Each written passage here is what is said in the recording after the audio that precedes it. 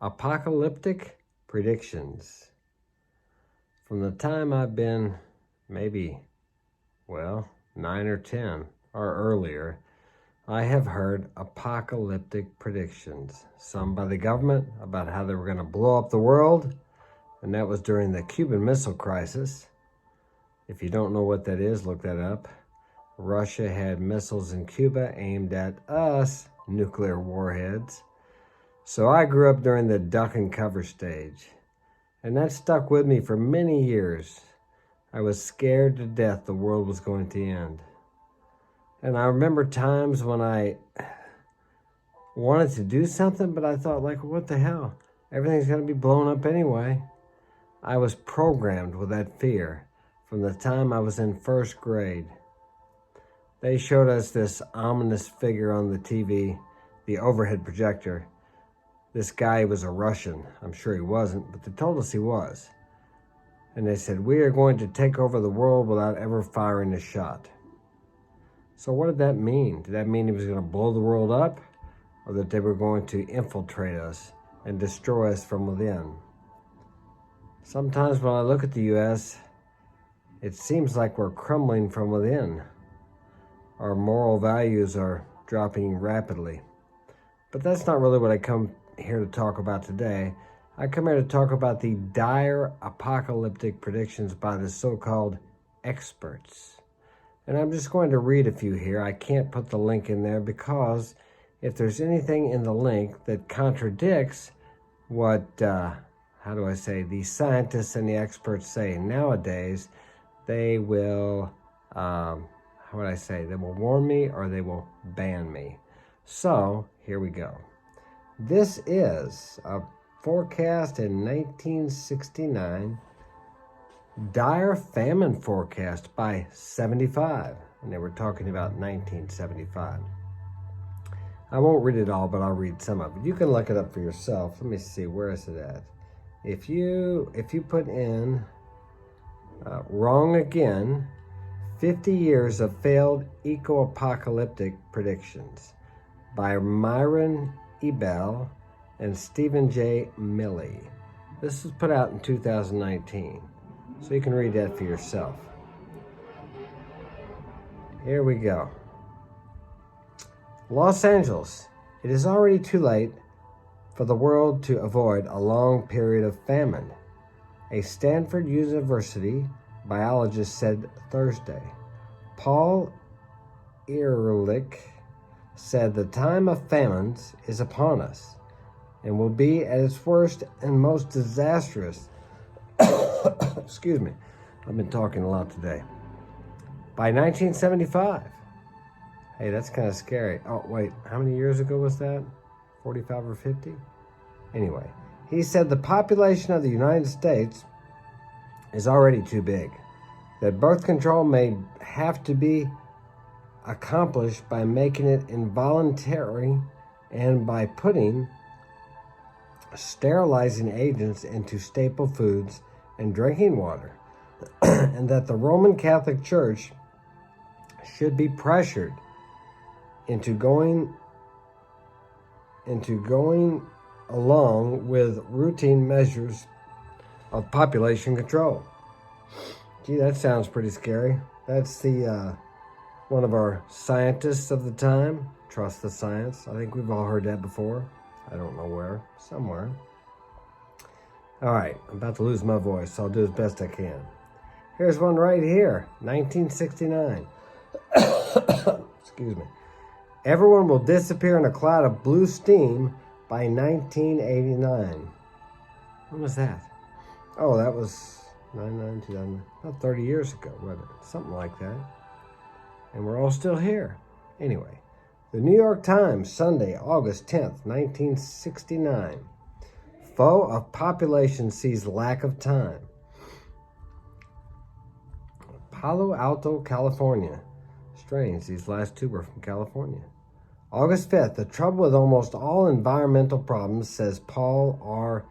Ehrlich, I guess the same one did the last one. The population biologist is that by the time we have enough evidence to convince people you're dead.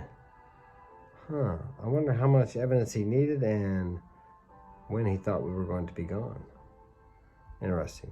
We must realize that unless we are extremely lucky, everybody will disappear in a cloud of blue steam in 20 years. Let me see, that was 1689. So, I'm not sure where he thought the blue steam was coming from, but we're all still here. Thank God he was wrong. Here's another one. 1970. 1970. Oh, Ice Age by the year 2000. Doesn't it contradict what the narrative is today? Well, who am I to say? Okay. Thursday, April 16th, 1970. Scientists, trust the science, guys, predicts a new ice age by the 21st century. Trust God. Don't trust the science. Oh, is that against the agenda? I hope not. If you want to trust the science, you go right ahead. Far be it for me to tell you what to do. I think you're an intelligent human being and you can do whatever you want to. Air pollution may obliterate the sun and cause a new ice age in the first third of the next century. Well, the demands for cooling water will boil dry the entire flow of rivers and streams of the continental United States. My gosh. What will we do? That was supposed to happen. We were supposed to have an ice age by 2000. Well, maybe it's just a little late, huh? Okay. Now, I'm sure these guys, well, I don't know. I'm sure they meant well, but who knows? The reason I'm telling you guys this, if you have a goal or a dream for the future, don't let this stuff bother you. Don't listen to these apocalyptic, what is the word I'm looking for? Doomsday sayers. Nobody knows what's going to happen tomorrow, okay? And the world is a bigger place than any of us, including the scientists. Not to speak against anything they're predicting. I'm just telling you what was predicted and what didn't happen. Hey, who knows? They may be right now. I'm just going by past history. Okay, let's go on to the next one. California. That's this Dr. Ehrlich. He has got a lot to say. I wonder where he is now. And it does need saving. Current proposals of pollution control. No real action has been taken to save the environment. I agree, the environment does need saving. We're like destroying it. We're like the cancer of the earth sometimes, right? The oceans will be as dead as Lake Erie in less than a decade. Okay, October 6, 1970. The oceans will be as dead as Lake Erie in a decade. And he made this in 1980, so they're still alive. Wrong again.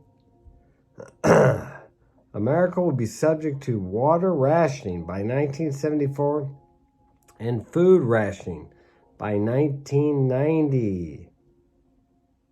We're quite the opposite, aren't we? We need to ration some food. We got such an obese and overweight problem here. What's next? I hope this isn't the same guy. No, let me see. Who is this? This guy here says a new ice age is coming. They were predicting an ice age. They said by when?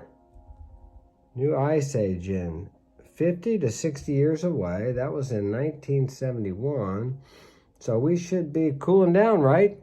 But I don't think they're talking about that now, are they? The scientists who know best for us, of course. New ice age coming.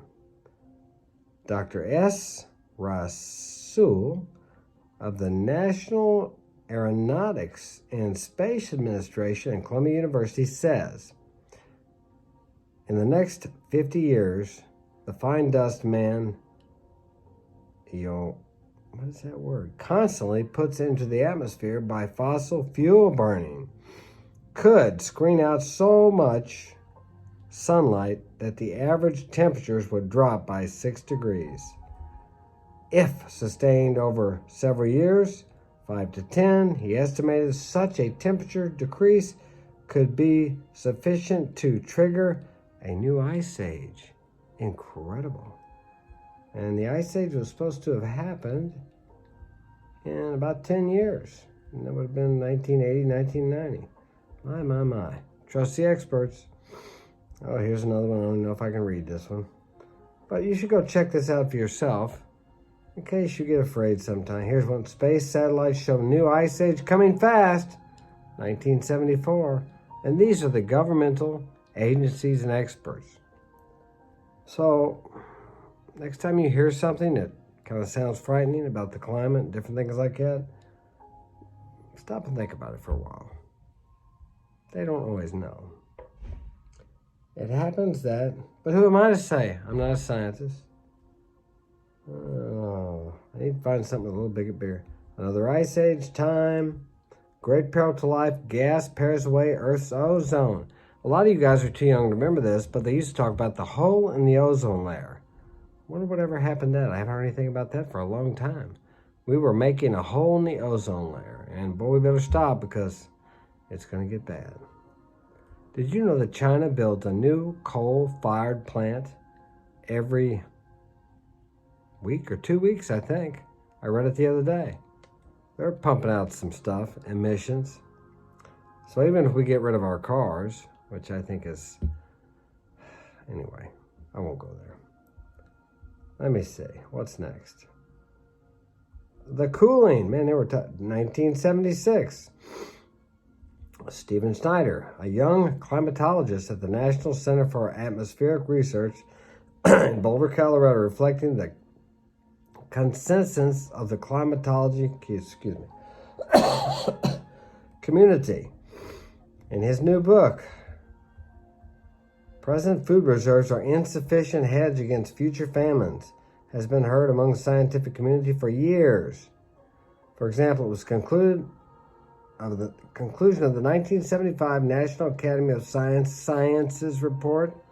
Bert Schneider has decided to explain the entire problem as responsibly and accurately as he can to the general public, and thus has put together a useful and important book.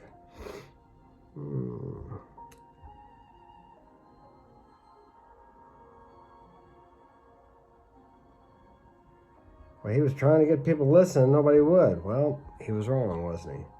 Acid rain kills life in the lakes. There you go. I'll tell you what, no end in sight to our 30-year cooling trend. That was in 1978. Are they talking about it cooling down now? I don't think so. More droughts likely, expert tells senators. My. It just keeps getting worse. Here in 1988, we're starting to talk about it getting hotter. Now, the ice age is over. Prepare for long, hot summers. And I guess that's the end. My phone is ringing. I will see you guys next time.